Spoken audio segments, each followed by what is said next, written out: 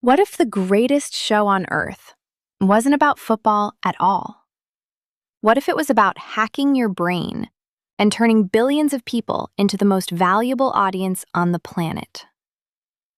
Every 4 years, the FIFA World Cup doesn't just captivate the world, it extracts something far more valuable than ticket sales or TV rights. It extracts your attention, your emotions, your loyalty. And from that, FIFA builds an empire worth billions. In the next few minutes, you're going to discover exactly how FIFA turns your passion, your tribal instincts, and your dopamine hits into pure profit, and why you, and billions like you, keep coming back for more. The numbers are insane. For the 2026 cycle, FIFA is on track to generate over $11 to $13 billion. Broadcasting rights alone, nearly $4 billion. Sponsorships and marketing, over $2.5 billion. Tickets, hospitality, licensing, the rest. One tournament, 1 month.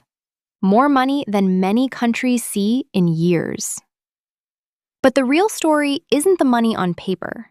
It's what's happening inside your skull while you watch. Picture this. June 2022. Millions glued to their screens as Argentina battles France in one of the greatest finals ever. Heart rates spiking to levels comparable to light exercise. Stress hormones flooding systems hours before kickoff. Testosterone surging for winners, crashing for losers. Just like the players on the pitch. Your brain doesn't know you're on a couch. It thinks you're in battle. Ancient tribal wiring, evolved for survival, lights up like a Christmas tree when your team scores. And FIFA? They know exactly how to exploit it. For most of human history, belonging to a group meant life or death.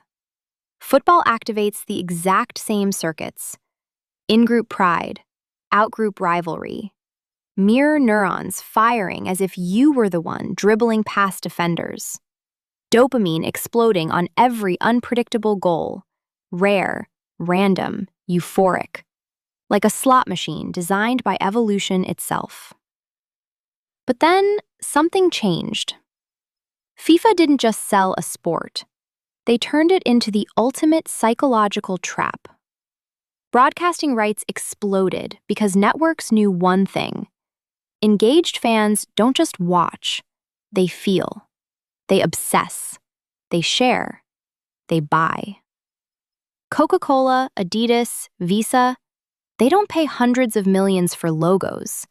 They buy association with your highest emotional peaks.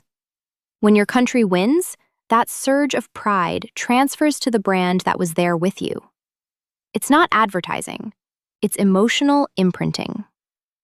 Wait, what? Studies show fans of winning teams experience testosterone boosts of up to 20%. Losers? A sharp drop. The brain chemistry of actual warriors. And during those moments, you're at your most suggestible. You're most open to messages. You're most likely to remember and reward the brands wrapped around the drama. FIFA perfected this machine. They control the scarcity, the drama, the global stage where nations battle. Every penalty, every last-minute goal, every underdog story creates massive reward prediction errors in your brain, flooding you with motivation to keep watching, keep feeling, keep engaging. Almost nobody noticed how deep this goes. Social media amplified it. Billions of impressions, second screens, betting markets exploding, up to $50 billion in turnover during recent tournaments.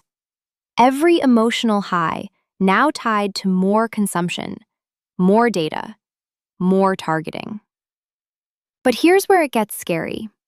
This isn't just entertainment. It's one of the most powerful behavioral addictions on Earth, wrapped in national pride and harmless fun. Fans report post-tournament depression. The dopamine roller coaster ends. Real life feels flat. The brain craves the next hit, the next World Cup, the next qualification drama. FIFA doesn't just profit from the games. They profit from the void they leave behind. And the manipulation layer runs deeper than most realize.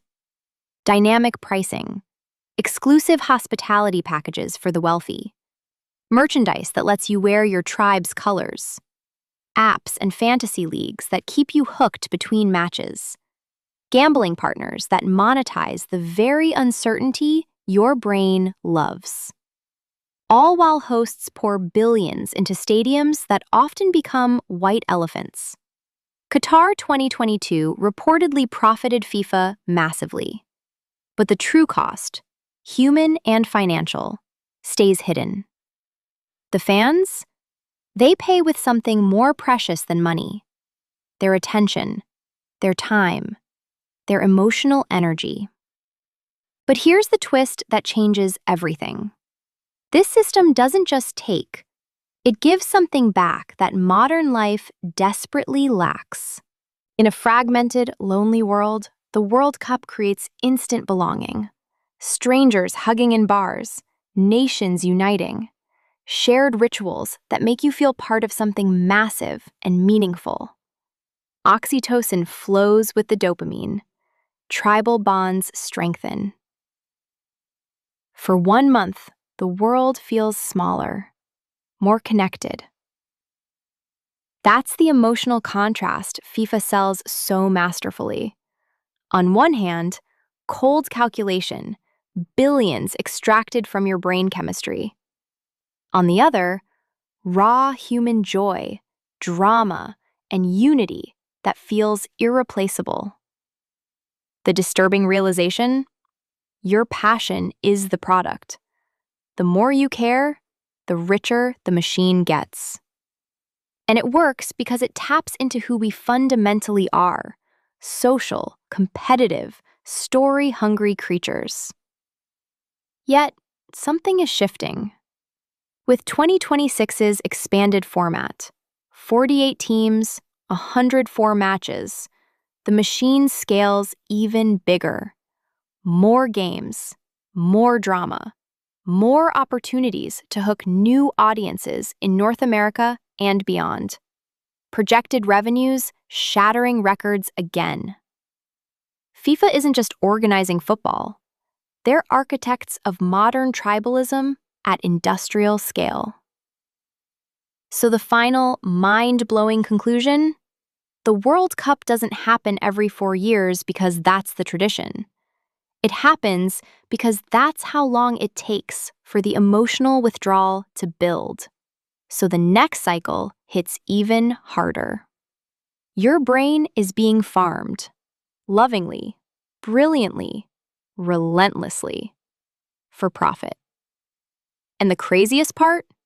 Most of us wouldn't have it any other way.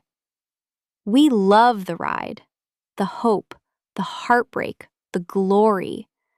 We love feeling alive. In the end, FIFA doesn't just make billions from football. They make billions from the most powerful force in human nature: the need to belong and the thrill of victory. The question is, next time you're screaming at the screen, heart pounding, buying that jersey, or refreshing for highlights, will you see the game differently? Or will you just enjoy being perfectly, profitably human? The final whistle isn't the end. It's the setup for the next emotional masterpiece. And we'll all be back, ready for more.